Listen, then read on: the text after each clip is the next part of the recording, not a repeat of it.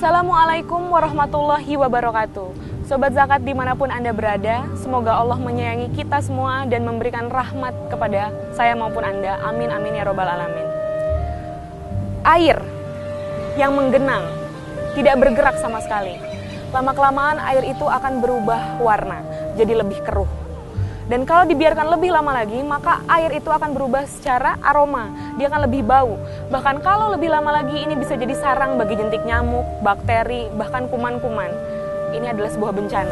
Wah, memang betul, air adalah refleksi kehidupan.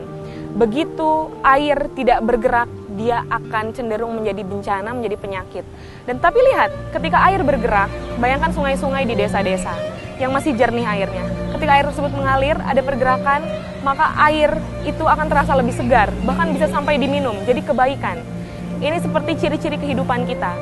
Ketika manusia terus bergerak, maka akan ada kebaikan. Berbeda ketika kita berhenti bergerak. Perhatikan ini ya, bumi berputar. Tapi ketika bumi tiba-tiba berhenti, dia tidak melakukan pergerakan lagi, ini akan jadi bencana. Sebab bisa jadi ketika bumi berhenti, kita akan terlempar jauh ke sana kemari, tidak ada atmosfernya.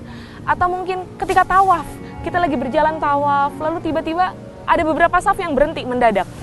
Kacau nanti pergerakan tawafnya. Atau uang yang tidak digulirkan, diendapkan terus-menerus, ini tidak akan jadi kebaikan, tidak akan jadi kebermanfaatan. Perhatikan ini, kehidupan kita senantiasa cirinya adalah bergerak. Tapi sayangnya, kehidupan tidak selalu berpihak pada kita. Dalam artian, ada saja hal-hal yang buruk yang menimpa kita, hal-hal yang tidak kita senangi. Dan itu akan menghentikan kita untuk bergerak.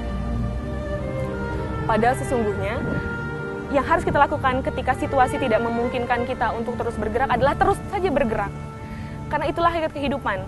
Mungkin ketika kita bergerak, hanya ada dua kemungkinan dalam kehidupan kita. Sukses atau berhasil, 50-50. Tapi ketika kita berhenti bergerak sama sekali, kepastian untuk kita gagal itu 100%. Maka bergeraklah terus. Dan bukanlah Allah sudah berfirman bahwa saya tidak akan mengubah nasib suatu kaum sebelum kaum tersebut mengubah nasibnya sendiri. Allah tidak akan tiba-tiba cering merubah nasib kita kalau kita tidak bergerak. Bergeraklah, bangun pagi lebih pagi, sholat subuh di awal waktu. Lalu jangan lupa setelah itu jangan tidur lagi, bergerak. Entah lakukan aktivitas apapun yang manfaat. Dan setelah itu temukan betapa Allah ridho pada kita dan banyak keajaiban-keajaiban yang akan muncul, yang mungkin akan muncul tidak kita sadari, yang berupa anugerah-anugerah Allah Subhanahu wa Ta'ala. Sekian dari saya Febrianti Almira. Wassalamualaikum warahmatullahi wabarakatuh.